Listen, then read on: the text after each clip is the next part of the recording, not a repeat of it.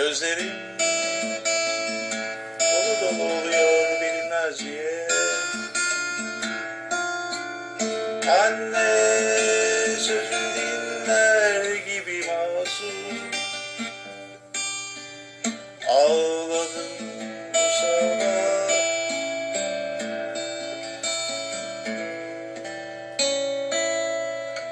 Günler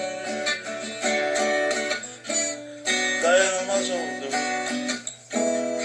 senden uzak olunca.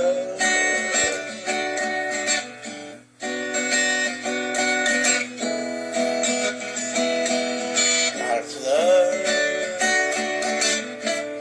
mahzun oldu, onlar bile ağladılar.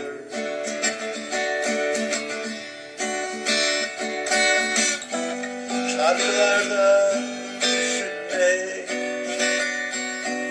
seni bana getirmez ki.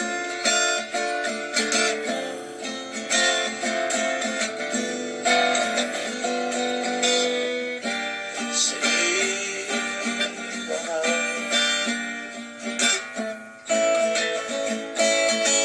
getirmez ki.